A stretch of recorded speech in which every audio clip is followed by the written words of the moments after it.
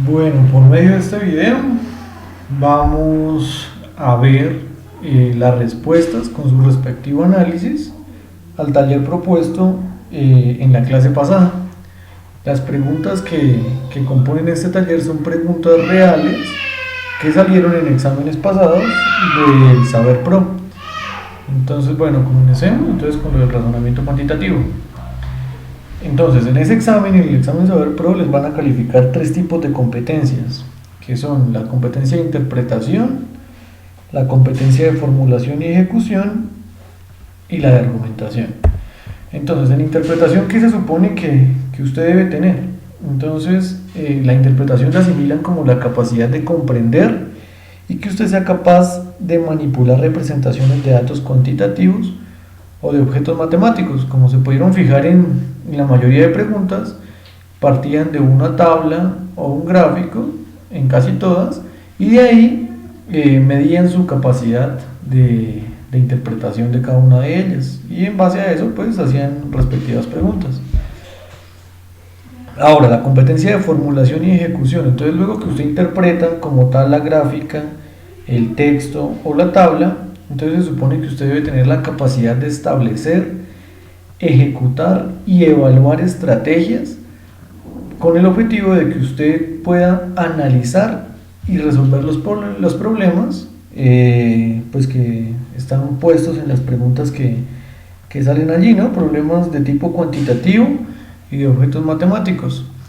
Allí se quiere que usted involucre, entre otras cosas, el análisis de supuestos de modelos, es decir, que usted pueda suponer y tenga esa capacidad o esa competencia de que haga un supuesto correcto y evaluar su utilidad, además de seleccionar y ejecutar procedimientos matemáticos que, si se fijaron en el desarrollo de este taller, son conceptos matemáticos mínimos. Y la idea es que no tanto que usted lo sepa desarrollar, o bueno, que sepa lo mínimo, pero que sepa llegar a ello, a qué tiene que desarrollar usted como tal en el resultado del procedimiento matemático. Y finalmente, la última competencia que se evalúa en el Saber Pro es la argumentación, que es la capacidad de justificar o de dar razonamiento a afirmaciones o juicios de propósito de situaciones que involucren información cuantitativa u objetos matemáticos. Esta es la razón por la cual les pedí a ustedes que, aparte de contestarme las preguntas, me dieran una argumentación o justificación del por qué seleccionaron cada una de las respuestas. Ahora, en este examen van a contar con 35 preguntas, para la población general. Y para la población con diversidad funcional es un examen compuesto por 20 preguntas para el análisis cuantitativo. ¿Qué contiene el módulo? Entonces, como ustedes observaron en las preguntas que les envié, este módulo contiene tanto estadística, geometría, álgebra y cálculo. Pero si se fijaron, es mucho más la parte estadística en el tipo de representación de datos, pues ya que la mayoría consistía en tablas y gráficos. Es muy poco lo que he observado de que manejen conjuntos. Claro que usamos conceptos de suma y multiplicación, de probabilidad también. También tenemos que saber sacar un promedio, un rango estadístico, saber manejar o saber la diferencia entre población y muestra, ¿cierto? Acá en población y muestra partimos de que la población es algo macro y la muestra es algo pequeño que extraigo de esta población. ¿Para qué? Para poderlo estudiar y hallar resultados o conclusiones de una manera más rápida, más ágil, más veraz. Bueno, tipos de errores de geometría, triángulos, círculos, es muy poco lo que manejamos. Y de álgebra y cálculo sí manejamos conceptos como fracciones, razones, como el ejemplo que les daba de que si somos 30 en el salón y quiero hallar la razón de cuántos hombres hay, entonces dividimos el número de hombres sobre el número total de personas, ¿no? Manejar decimales y manejar porcentajes. Es lo mínimo que se utiliza acá como tal de matemática básica. Suma, resta, multiplicación, división y manejar razones de cambio. Bueno, eso es lo que comprende como tal el examen en cuanto a su parte cuantitativa. Ahora, bueno, entremos ya como tal a las preguntas del taller que les propuse. Entonces, el ejemplo práctico 1. Entonces, el ejemplo consistía, o bueno, la pregunta o la información que nos dan dice, la gráfica de la izquierda, es decir, se refiere a este gráfico donde analicemos en el gráfico está tiempo versus cantidad de población. Muestra el número de habitantes de un país en 4 años diferentes, y las gráficas de la derecha, es decir, M, N, O y P, muestran la población de 4 regiones que hacen parte en los mismos años. Entonces, inicialmente yo qué les propongo o yo qué haría. Entonces, escojo cualquiera de los años. Digamos, por ejemplo, escojo el año, no sé, el año 2008. Entonces, observen el año 2008. Tengo 2.600.000, tengo 600.000, tengo 2.700.000 y tengo 430.000. Recuerden que acá por pregunta tienen muy poco tiempo, o sea, su análisis debe ser muy rápido, su interpretación debe ser muy rápida, por lo cual uno tiene que sacar resultados rápidos, ¿sí? Uno no tiene que ponerse acá a datos exactos, porque los datos exactos en cuanto a números así de grandes pues no los van a pedir. Entonces yo quería rápidamente, así un análisis rápido. Vean, solo el 2008 lo voy a analizar. Tengo 2.600.000 y acá tengo 2.700.000, una suma rápida, 5.300, más 400 de acá, 5.700, más 600 de acá, da 6.300, o sea, en el 2008 tendría 6.300.000, y me ubico acá en mi gráfico en 2008, entonces 2008 daría como por acá, 9.800.000, no cuadra con la suma de estos me dio 6 millones y esto tiene 8 millones, 9 millones, hay 3 millones de diferencia. Entonces debe haber un faltante, es lo primero que yo analizo. Entonces el total no lo comprende la suma de estos 4, sino que debe haber un quinto. Ahora, miremos qué nos hacen en la primera pregunta. Dice, el presupuesto del país se repartió en 2008 de acuerdo con la cantidad de habitantes de cada región. Y nos preguntan que cuál es la gráfica que mejor representa eso. Entonces, como les decía, en el año 2008. Entonces, observen que el año 2008 está compuesto por MN, O y P, pero no suma el total que debería sumar acá el 2008, es decir, hay una quinta región, por lo cual este que tiene 4 regiones y este que tiene 4 regiones, pues las descarto. A y D no son, está entre C y B. Pero ¿qué observo? Pues que hay una desigualdad, ¿no? Este 2.600, este 2.700, este 600 y este 400, pues todos son diferentes. Por lo cual esta gráfica no podría ser, porque esta gráfica me representa que todas tienen la misma región o el mismo porcentaje. Entonces descartada A y D, y pues también descarto B, por lo cual pues su respuesta va a ser la número C.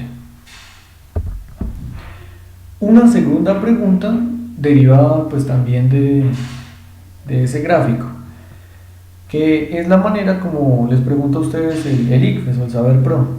Muchas veces parten de una sola gráfica, y de esa gráfica o de esa tabla se pueden derivar una cantidad grande de preguntas. Entonces es importante pues recalcar el análisis o la interpretación que yo debo darle a ella, dado que si la interpreto mal, pues las respuestas a esas 5 o 6 preguntas que se deriven de ahí pues me van a quedar mal.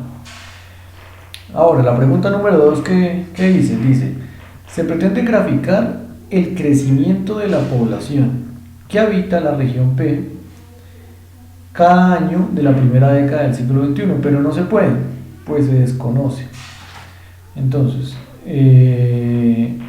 para el siglo XXI, ¿qué se desconoce en cuanto a la región P? Entonces observemos.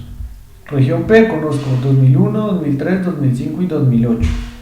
El siglo está compuesto, entonces me dice que la primera década, o sea, los 10 primeros años, ¿no?, de ese siglo, pero no lo podemos desarrollar debido a que se desconoce el número de habitantes de la región P, el número de nacimientos, el número de personas que ingresó o el número de fallecimientos. Muchas veces, por no decir que en la gran mayoría, el ICFES puede que haya más de una respuesta correcta, pero hay una que vale mucho más que las demás. Hay una que puede que encierre las demás, que es el caso de esta pregunta. ¿Se desconoce el número de nacimientos? Sí, sí se desconoce, entonces esta puede ser. ¿Se conoce el número de personas que ingresó a esa región? Sí, también se desconoce. ¿Y se desconoce el número de fallecimientos que hubo en esa región? También se desconoce. Es decir, desconozco estas tres. Si contesto cualquiera de estas tres estoy bien. Pero hay una que me encierra estas tres, dado que la A dice que el número de habitantes de esta región. Cuando se refieren al número de habitantes, ya tienen en cuenta los nacimientos, los fallecimientos y los ingresos que hubo a la región. Por lo cual la respuesta que me encierra las demás respuestas es la A, es decir, la A sería la que tiene mayor porcentaje en cuanto a calificación. Ahora veamos la pregunta número 3. Dice que en el año 2005 aproximadamente el 60% del país son hombres. Bueno, entonces acá ya entramos a ver un concepto que lo explicamos en clase, que es el concepto de porcentaje. Entonces inmediatamente yo leo eso y mi cabeza inmediatamente pues va a decir, si tengo 60% de hombres, pues voy a suponer que el 40% es mujeres. Entonces, partiendo de eso, miren lo que preguntan. Entonces, que para calcular el número de mujeres en el país se propone resaltar a la población del país en 2005 los 3/5 de la población. Restar de la población 3/5. La número 2, que multiplicar la población del país por 2/5. O la tercera, dividir en 4 la población del país. Entonces observen esta cosa. Acá dice que el 60% son hombres, ¿sí? O sea, me lo están dividiendo. Cojan 100% y divídanlo en quintiles. Es decir, cada quintil equivale a un 20%. Es decir, un quinto es 20%. 2/5 pues va a ser el 40%. 3/5 va a ser el 60%. 4/5 va a ser el 80%. Y 5/5 pues va a ser el 100%, ¿no? Esa es la manera de pasar un porcentaje decimal. Cogerlo también se puede por quintiles, se puede por cuartiles, pues dependiendo cómo me lo nombre el ejercicio, ¿no? Entonces miren que me habla que el 60% son hombres. El 60% en fracción sería 3/5. Entonces observen lo que dice acá. Restar a la población del país los 3/5 para obtener la cantidad de mujeres. Claro, eso es correcto.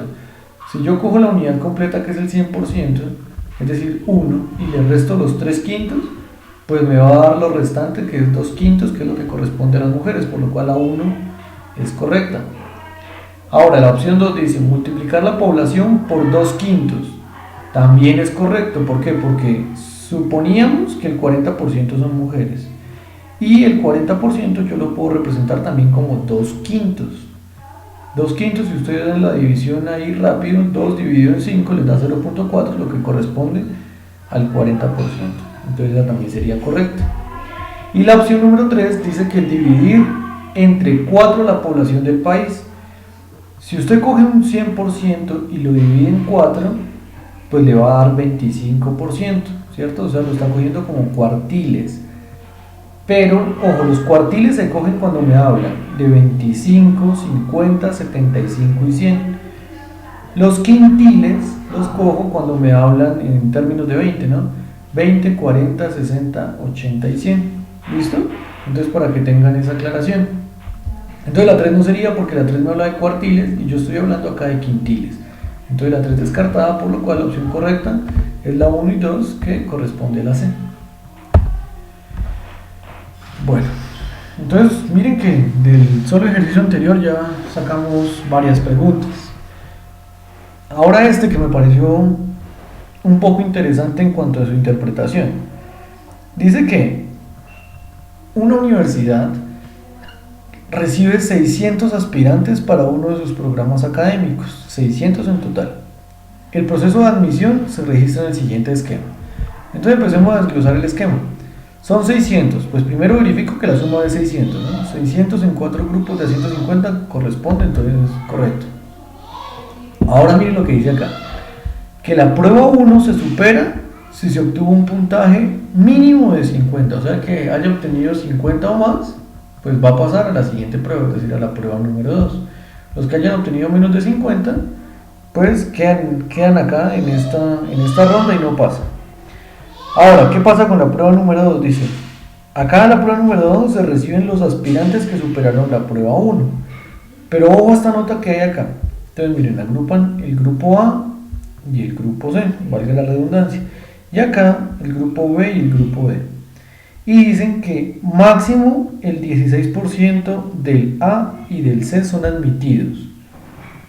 Entonces, ¿qué quiere decir? Yo tengo acá 150. Máximo de este grupo me van a recibir al 16%. 16% de 150, entonces para que ustedes hagan una multiplicación. 16 por 150 da 2400. Eso lo dividen en 100. Cada vez que le hablen de porcentaje, usted lo divide en 100 para pues pasarlo a valores ya sea de personas o de lo que le estén hablando. Me va a dar 24. Es decir que de este grupo me van a recibir 24, de este me van a recibir otros 24, de este igual y de este igual. Listo, 24 de cada grupo.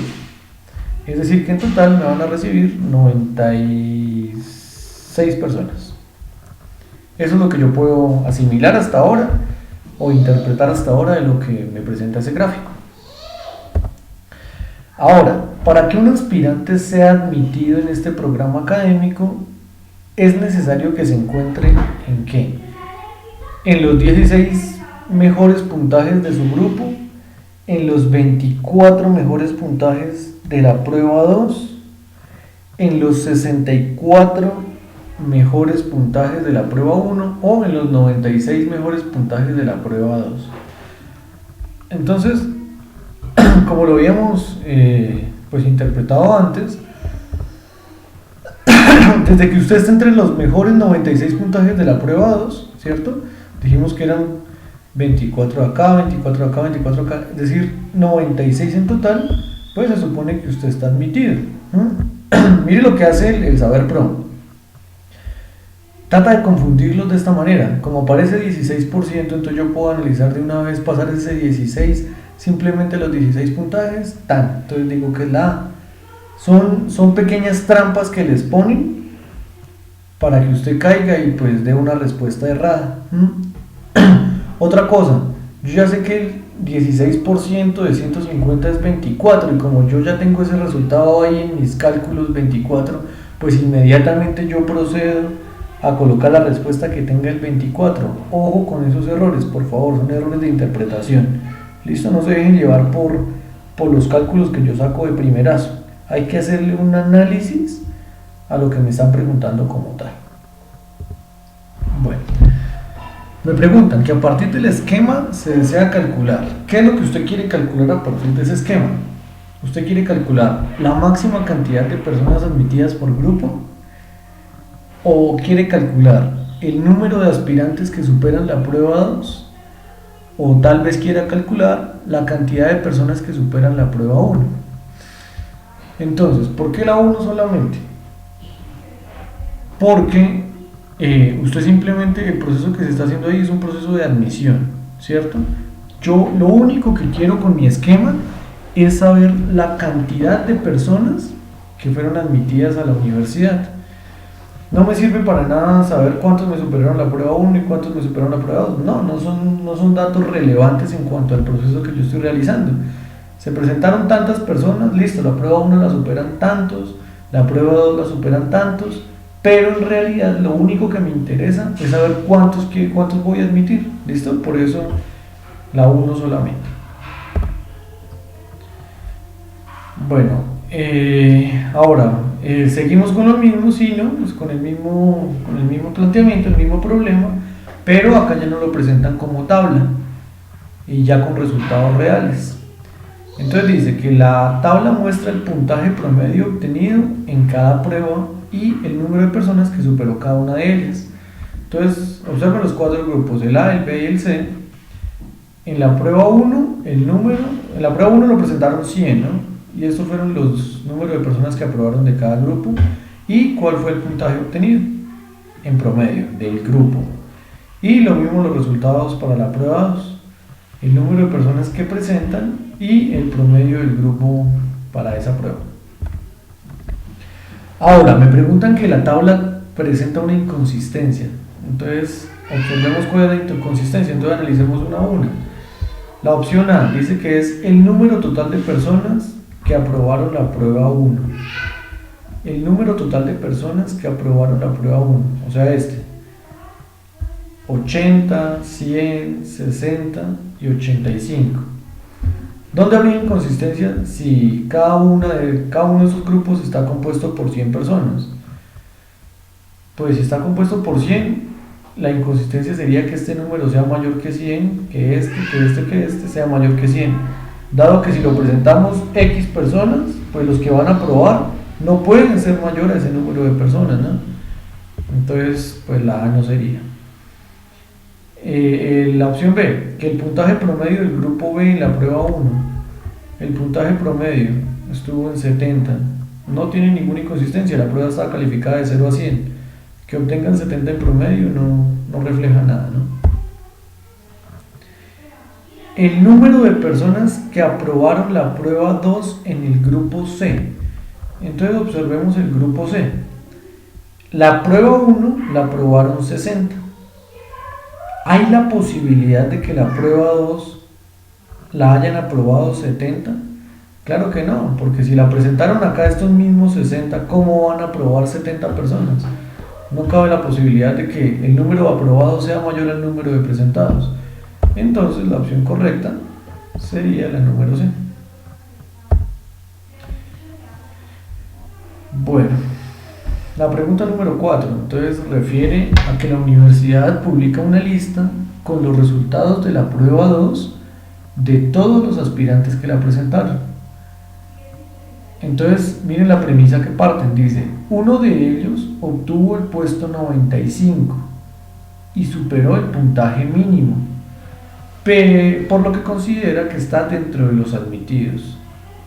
La conclusión del aspirante no necesariamente es válida porque, entonces recuerden lo que habíamos visto en este gráfico, acá lo que habíamos analizado, ¿no? Acá pasan 24, acá pasan 24, acá pasan 24 y acá pasan 24, ¿cierto? Es decir, de cada grupo pasan 24 personas, para un total de 96. Me preguntan que si yo quedé en 95, ¿necesariamente paso inmediatamente a ser admitido? La respuesta es no. ¿Por qué? Póngale que acá el promedio de resultado fue de 80, o sea, acá a este grupo le fue súper bien. De estos 150 resulta que 80 obtuvieron 80 puntos. Acá obtuvieron unos 10, acá unos 3, y resulta que usted acá obtuvo un promedio de un poco menos de 80 y quedó 95. Pero la condición es que solo pasan 24 de cada grupo.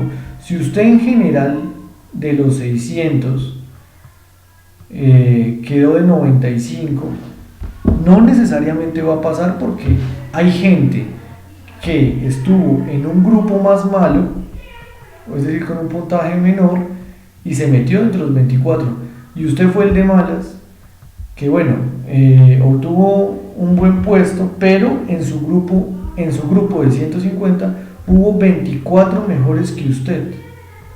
Entonces no va a pasar. Que quede 95 en el promedio general no es necesario para que usted sea admitido, ¿sí? Respecto al grupo en el que usted está.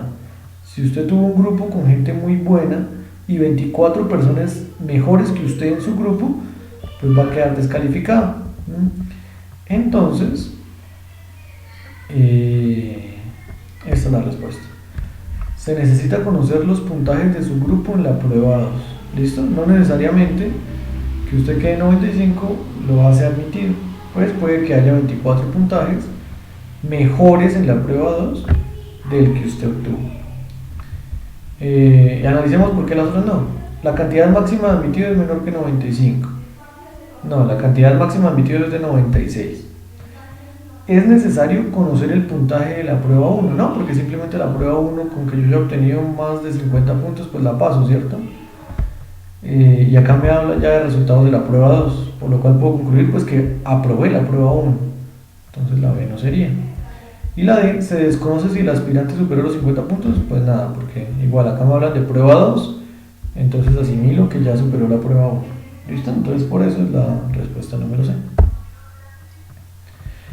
Ahora, en este ejemplo, que consiste ya como tal en una gráfica de barras, dice que la gráfica muestra el área afectada en cada uno de los parques en que hubo incendio forestal durante un fuerte verano. Me presentan 6 parques y cada parque, ¿cuántas áreas se queman? ¿Cuántas hectáreas? Sí. Entonces me preguntan, el rango de un grupo de datos está definido como la diferencia entre el máximo y el mínimo. Entonces, concepto de rango. Rango es la diferencia entre, es decir, la resta entre el máximo valor, que en este caso sería 285, y el mínimo valor, que sería 255. Es decir, que la diferencia entre ellos dos es de 30, por lo cual pues su respuesta sería la de 30 hectáreas. Bueno, acá este punto consiste igual en el análisis de una gráfica de barras, que es importante. Estas lineecitas que me pintan acá tienen un porqué, tienen una razón de ser. Observen que la gráfica está de 20 en 20, ¿sí? Y que cada gráfica está compuesta por 1, 2, 3, 4 secciones. Es decir, que cada rango equivale a, o cada lineecita equivale a 5. ¿Listo? De primerazo es lo que yo analizo. Ahora leamos. La gráfica muestra el consumo eléctrico promedio mensual de algunos electrodomésticos de uso frecuente. Y bueno, me nombran, hay una cantidad de electrodomésticos. Y me preguntan que un estudiante analiza la gráfica y afirma que el consumo del horno microondas corresponde al 25% del consumo de la nevera. Acuérdense lo de los quintiles y cuartiles, ¿no? 25%. Entonces todos los que sean 25, 50, 75 y 100 hacen parte a cuartil. ¿Listo? Es decir que 25% es un cuarto. Ahora, que me preguntan que si el consumo del microondas es el 25% del de la nevera, o sea que el microondas sea un cuarto de lo de la nevera. Entonces observemos, ¿cuánto equivale la nevera? 60. Si yo 60 lo multiplico por un cuarto o lo divido en 4, pues me daría 15. Entonces observemos ahora el horno microondas. El horno microondas, 1, 2, 3 franjitas. Dijimos que las franjitas valían de a 5. Y si tiene 3 franjitas, pues tiene 15. Es decir que 60 dividido en 4 me da 15, por lo cual la afirmación es correcta. Bueno, entonces ya, como es correcta, pues entonces estamos entre la B y la D. La B dice que es verdadera porque si se resta 25 al consumo de la nevera se obtiene el consumo del horno. Falsa, ¿no? Todo lo que sea cuartiles, quintiles o porcentajes, vamos con multiplicaciones y divisiones, nada de sumas y restas, descartamos la opción B. Y la opción D dice que es verdadera porque si se multiplica por 4, acuérdense, cuartiles, el consumo del horno se obtiene el consumo de la nevera. ¿Listo? Y esa sería la respuesta correcta. Bueno, el ejemplo 5. Observen este ejemplo y muchos de los ejercicios como tal que les va a salir a ustedes en la prueba empiezan así. Simplemente empiezan con una definición. Luego de que en la definición y que usted la tenga clara, pues pasan como tal a hacer ya el ejercicio.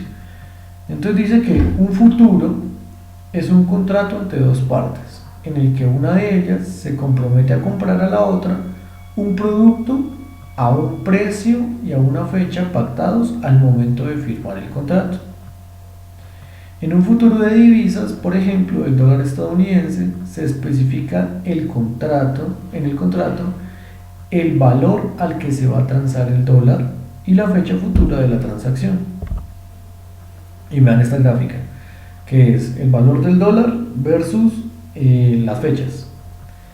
Ahora sí viene la pregunta, dice, que en un futuro de divisas se especificó en el contrato que el precio de intercambio del dólar sería de 1.795 pesos.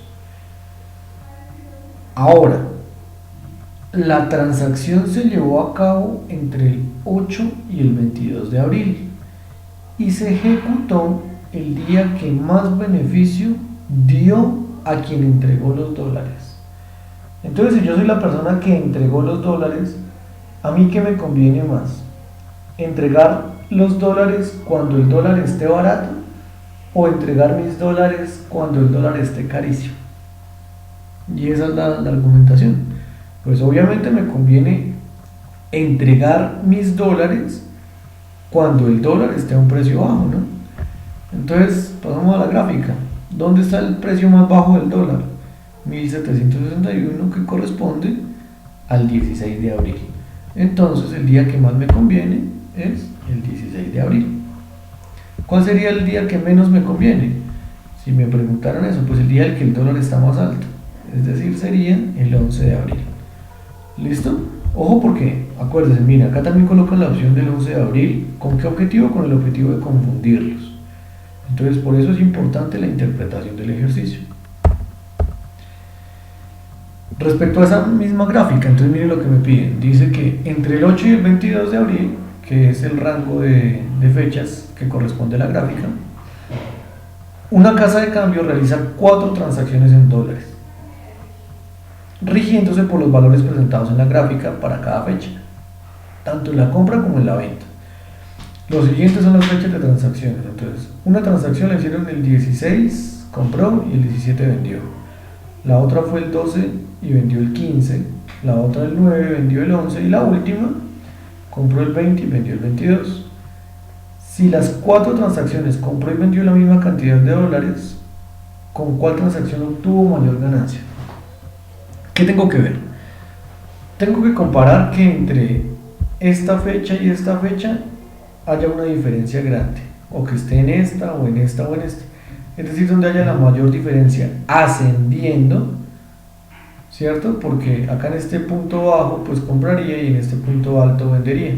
Entonces, donde haya la mayor diferencia ascendiendo, esa va a ser mi respuesta. Entonces observemos, ¿dónde fue la mayor fecha ascendiendo? Miren esta fecha, del 9 al 11, miren cuánto subió, que si ustedes observan sería el pico más alto, ¿no? El otro sería este, pero no se parece ni 5 al otro. Entonces, donde hubo el pico más alto, la diferencia más alta fue entre estas dos, es decir, acá compré y acá vendí. Fechas del 9 al 11. Entonces la opción es la opción 3, donde compré el 9 y vendí el 11. ¿Listo? Corresponde a la C. Ejemplo práctico 6. Ahora dice, para 4 empresas de servicios públicos en determinado año se estimó la eficiencia en la atención de reclamos de los usuarios antes de 24 horas. La energía atendía 2 de cada 3. Acueducto atendía 5 de cada 6 reclamaciones. Telefonía 9 de cada 10. Y gas 3 de cada 5. Si les pidieran a ustedes decirme cuál de esas 4 es la más eficiente, ¿cómo lo harían? Entonces, hay 2 maneras de hacerlo. Una, que es coger 2 dividido en 3. Y listo, resultado tantos. Les toca entonces sacar decimales y hacer cada una de esas divisiones. Esto es una manera de hacerlo. O la otra manera es doblando cada una hasta tener un comparativo entre las 3. Es decir, que si esta atiende 2 de cada 3, entonces las voy a doblar, pues va a atender 4 de cada 6. Y miren que acueducto es 5 de cada 6, o sea, acueducto ya le va ganando energía, ¿sí? Si hago ese doble. Telefonía 9 de cada 10. Si hago la comparación, digamos, con el gas, y la doblo, sería 6 de cada 10. Telefonía le gana gas. Y así con cada una. ¿Listo? La idea es hacer un comparativo entre las 3. Entre más grandes sean los números y más cercanos sean, o sea, si me dijeran acá una quinta empresa que digan 90 de cada 91, pues obviamente esa va a ser la más eficiente, ¿no? Entre más grandes y más cercanos estén los números, pues mejor en cuanto a eficiencia. Pero bueno, la pregunta, con esta información los usuarios podrán determinar cuál empresa es más eficiente para atender las reclamaciones. Sin embargo, con la información suministrada no podrán determinar el número de reclamaciones sin atender, el porcentaje de reclamaciones atendidas, la empresa más eficiente o de la menos eficiente. Bueno, entonces ya dijimos que la más y la menos eficiente la puede determinar haciendo una división, ¿no? Una división y comparo cuál me dio más y cuál me dio menos, entonces la C y la D las puedo determinar. El porcentaje de reclamaciones atendidas también, entonces por la primera 2 dividido en 3 igual a tanto y ese es su porcentaje de cuántas reclamaciones atendió. Entonces en este caso la respuesta sería la opción A. Dado que yo atiendo 2 de cada 3, pero no me especifica cuántas veces me llegan de a 3 clientes, ¿no? Puede que al día me lleguen 80, 90 clientes y voy a atender 80 o 90 reclamaciones y voy a atender solo 2 de cada 3 que me lleguen, pero no me especifica un total de cuántas me llegaron. Entonces pues no podría sacar el número de reclamaciones sin atender. La eficiencia promedio. Entonces, para que determinen la eficiencia promedio, lo que les dije, entonces, hacen esto, miren, 2/3 más 5/6 más 9/10 más 3/5 y suman eso, no suma de fraccionarios, como les enseñé con mínimo común múltiplo, y a ese resultado lo dividen en el número de empresas, sería dividido en 4. Y ya, y ahí les da el valor que correspondería al 75%, les va a dar 0,75, pero como lo expresan en por ciento, pues lo debo multiplicar por 100 y me va a dar 75%. Ejemplo práctico 7, bueno, miren, entonces esto es saber qué gráfica representa qué. Dice que una cafetería recibe en promedio diario a 5.3 personas de 8 a 9, a 12.3 de 10 a 11, de 8 entre 11 y 12 y de 7 entre 12 y 1. Y me preguntan cuál es la mejor gráfica para observar el movimiento de personas. ¿Listo? Ojo con la palabra movimiento. Una gráfica que tenga barras no me va a representar nunca movimiento, me va a representar cantidades exactas. Una gráfica de torta me va a representar porcentajes o áreas cubiertas más no movimiento. Entonces la A y la D ya las descartamos, está entre la C y la B. ¿Qué hago yo primero? Pues observar que estos valores sean reales, ¿no? Que 5.3 sea de 8.9, entonces me ubico de 8.9 y miro que sí sea 5.3, igual acá, igual en todas hago lo mismo. Pero, bueno, en este ejemplo no había necesidad, dado que esta gráfica, donde está todo sombreado, representaría un área. ¿Listo? Entonces ya descarté esta que es un valor puntual, ya descarté esta que es un área y ya descarté esta que es un porcentaje, pues la única opción que me queda es la opción B. Dice que en una clase de 24 estudiantes hay 14 chicos, este lo hicimos en clase, y me preguntan que qué fracción compone las chicas. Pues si 14 son chicos de 24 personas, pues supongo que 10 son chicas, ¿no? Entonces para hacer una fracción o una razón, pues digo 10 dividido en 24. Si ustedes simplifican eso, pues le va a dar 5 dividido en 12. Ejemplo práctico número 9. Entonces dice que en cierto país una persona es considerada joven si su edad es menor a 30. Ahí ya tenemos un problema, porque miren, la edad viene de 0 a 20, 21 a 35 y 36 a 99.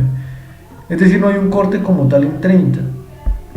Entonces la pregunta me dice que de acuerdo con el diagrama, si es correcto afirmar que la mayoría de la población de ese país es joven. Entonces la respuesta sería no. ¿Por qué? Porque se desconoce la proporción de personas entre 31 y 35 años, ¿sí ven? Es decir, no tengo un rango acá que me parta 30, para esta gráfica que correspondería al 45%, que podría ser la diferencia entre joven y no joven, pues no podría determinarlo como tal. ¿Listo? Bueno, entonces ese era el taller. Cualquier duda, pregunta, o sugerencia que tengan, pues es bienvenida.